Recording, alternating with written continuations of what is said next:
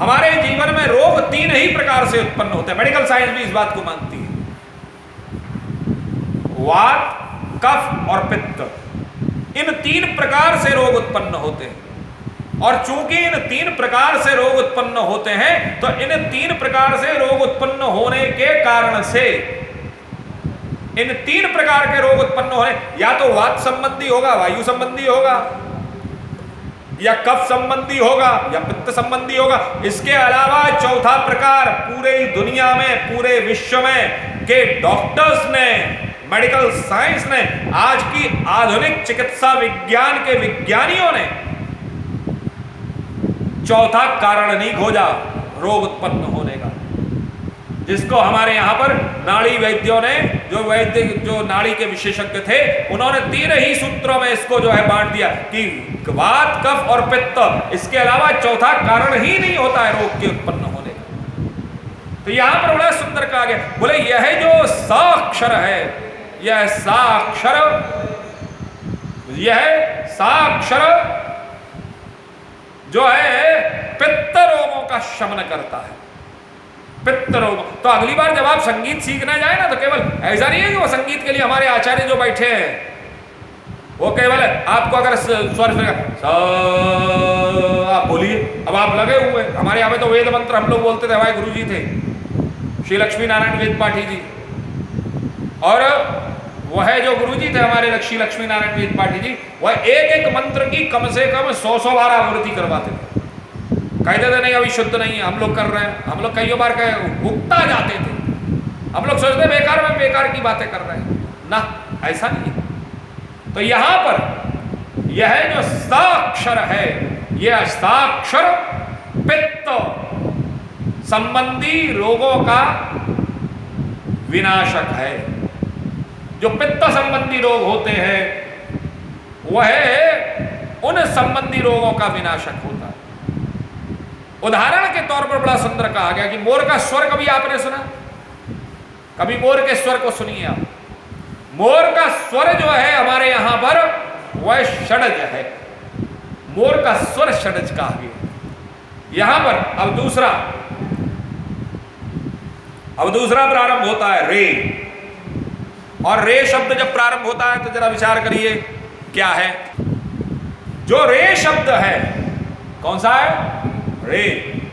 ऐसा नहीं है कि हमारे मैं पुनः कहूंगा, हम लोगों ने कभी उस चीज को नहीं जाना। जो हमारे जो ये कविराज हुए, जिन्होंने बड़ा सुंदर बोला है, किसका दुआ है जरा मुझे बताइएगा। मैं तो साहब मेरी स्मृति थोड़ी कमजोर है, मैं भूल गया। वो उनका किसका दुआ है जरा ये बताइए। ऐसी वाणी बोलिए मन को आपा खोए, और अन को शीतल करे और आपहु शीतल होए। मैं तो भूल गया साहब, ये जरा मुझे बताइए किसका दुआ है, मुझे नहीं जानकारी है। लेकिन जिसने भी कहा है, मेरी स्मृति थोड़ी कमजोर है, जिसने भी कहा है उस व्यक्ति ने उसने बहुत गहन रिसर्च किया है। वो हमने पढ़ा नहीं, हमने अर्थ का अनर्थ कर दिया। हमने केवल इस चीज को इतने में डाल दिया कि नहीं, ये तो केवल ऐसी बात करें कि अच्छा बोलो, मीठा बोलो कि तुम्हारी बात नहीं। ये proper, it's a proper science my dear, proper science. ये जो रे शब्द है, ये रे शब्द जरा विचार कीजिए किसका? बोले ये ऋषभ है, ऋषभ है ये। और ऋषभ का क्या है, ऋषभ का अर्थ क्या है, जरा विचार कीजिए। इसको गांधर्व वेद में इस रे शब्द को ऋषभ कहा गया है।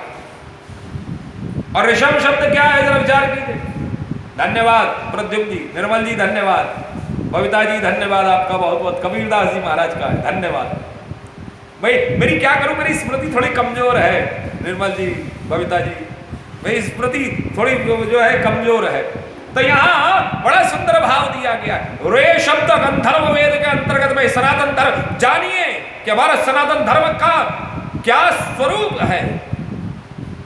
यह सनातन धर्म के अंतर्गत में हमारे यहाँ गंधर्व वेद, और गंधर्व वेद के अंतर्गत में बड़ा सुंदर रे शब्द ये जो सरगम है, सा रे गा मा पा धा नी, ये शब्द, ये जो सरगम है, ये सरगम केवल सरगम नहीं है, बल्कि रोगों को समाप्त करने का एक माध्यम दी। स्वर विज्ञान, स्वर चिकित्सा, जरा विचार करिए। और उसके अंतर्गत में बड़ा सुंदर कहा गया रे। रे शब्द क्या है? बोले रे शब्द को जो है ऋषभ बोला जाता है। सा अक्षर को क्या बोला जाता है? षडज। और रे अक्षर को क्या बोला जाता है? ऋषभ। बोले ये ऋषभ क्या है? बोले जब नाभि से उठ करके उठता हुआ वायु, नाभि से उठता हुआ वायु जब कंठ से और शीर्ष से, सिर से टकरा करके ध्वनि करता है तो उस स्वर को ऋषभ कहते हैं। ये जब आप लोग हारमोनियम पर या वैसे आप तैयारी करें ना, सा रे, अब रे में आप देखिए कि आपका वो वायु नीचे से लेकर के ऊपर तक टकरा रहा है। बोले कहां? नाभि से वायु जब नाभि से उठता हुआ वायु, नाभि से उठता हुआ वायु जब कंठ से और शीर्ष से, सिर से टकराता है और टकरा करके ध्वनि करता है तो उस स्वर को रे, ऋषभ कहा जाता है। और इसकी प्रकृति जरा विचार कीजिए, इसकी प्रकृति कैसी है? इसकी प्रकृति, रे शब्द की प्रकृति कैसी है? बोले रे शब्द की प्रकृति शीतल है तथा शुष्क है, थोड़ा सूखा सा है लेकिन शीतलता को देने वाला है। अब जरा विचार कीजिए, इसकी प्रकृति शीतल है और शुष्क है। इसका रंग हरा एवं पीला, हरे और पीले दोनों को आप मिलाइए तो जो रंग बनता हो वैसा इसका रंग है। और इसका स्थान कौन सा है? जरा विचार कीजिए, इसका स्थान है हृदय प्रदेश। और इसके देवता कौन है? इसके देवता है ब्रह्मा जी महाराज। इसके देवता कौन है? इसके देवता है ब्रह्मा जी महाराज। और यह स्वर जो है, यह जो स्वर है, यह कफ और पित्त प्रधान रोगों का शमन करता है। यह जो स्वर है, यह पित्त और कफ प्रधान रोगों का शमन करता है साहब। उदाहरण के तौर पर बड़ा सुंदर दिया गया है, उदाहरण के तौर पर बड़ा सुंदर दिया गया है। और पपीहा, पपीहा का स्वर ऋषभ होता है, पपीहा का स्वर ऋषभ होता है। तो ये जो रे शब्द की जो व्याख्या हमारे यहाँ गांधर्व वेद के अंतर्गत में की गई है। कभी कभी कईयों बार होता है ना, नींद नहीं आती है, तो नींद नहीं आती है तो हमारे यहाँ पर जो है हल्का हल्का लाइट म्यूजिक शुड भी दे। रात्रि को सोते समय हल्का सा सोते समय, हमारे यहाँ पर तो वो बने हुए हैं कि रात्रि को सोते समय का प्रावधान जो है राग अलग है, सुबह उठाने का राग अलग है, सुप्रभाती अलग है, वो अलग व्यवस्था है, इधर व्यवस्था अलग है। जरा विचार कीजिए,